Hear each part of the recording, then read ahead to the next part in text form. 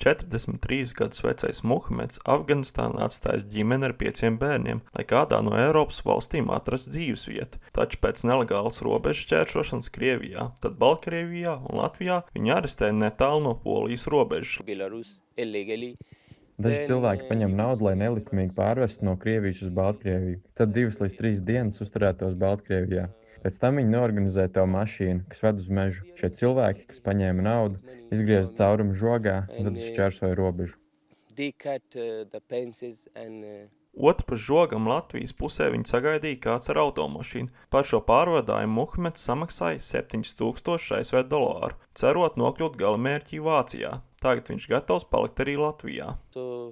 Nav svarīgi, kur tā ir – Latvija, Lietuva, Polija, Vācija. Tās visas ir Eiropas valstis, Schengenas zonas valstis. Patvērumu centrs Liepnā, kas darbojas vairāk nekā gadu, pārsvarā mīt cilvēki no Afganistānas, Bangladešas, Taģikistānas, Irākas vai Indijas. Latvijā pozitīvu lēmumu jeb uzturēšanos atļaujas saņem ap 20%. Tā kā centrs ir atvērta tipa, te iemītnieki apmeklē veikals, pasākums un dodas arī uz darbu. Strādā, atrod gan Liepnā vietējos, pie vietējiem zemniekiem, saimniekiem darba vietas, atrod Alūksnes pilsētā, tāpat arī Rīga.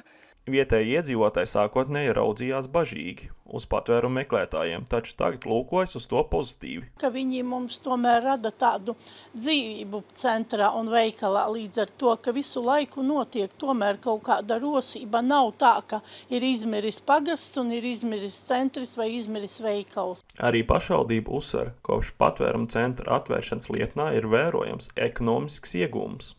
Īstenībā viņa maksātspēja pietiekoši laba un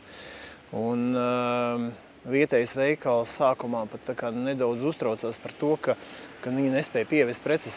Noteikti, ka ir pienesums veikalam, jo šie cilvēki ar taksometriem labprāt brauc uz Alūksni, kas nav tālu. Nekārtība pašvaldības centrā iemītnieku dēļ nesot. Pašā mītnē gan šad tad jāaktualizē kārtības jautājums. Mums ir bijis gadījums tikai ar Indijas pārstāvjiem, kad izpratne par atkritumiem un atkritumu izmešanu ir mazliet citādāka. Patvērumu centra iemītniekiem tiek nodrošināta pārtikas paka un dienas nauda 3 eiro. Pilsonības un migrācijas lietu pārvalde atzīst. Šobrīd patvērumu meklētāju centrs nav aizpildīts. No 700 vietām aptuveni 250, taču jārēķinās ar to, ka šo cilvēku ar laiku var būt vairāk.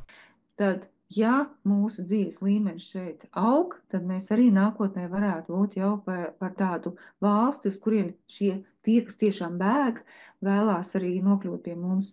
Un tad tas varētu būt, kā ar šiem centriem arī nepietiek. Šogad no abu centriem Liepnes un Muciniekiem patvaļīgi aizgājuši 900 patvērumu meklētāji. Miks Kuncevičs, Dāvids Ieviņš, Latvijas televīzija.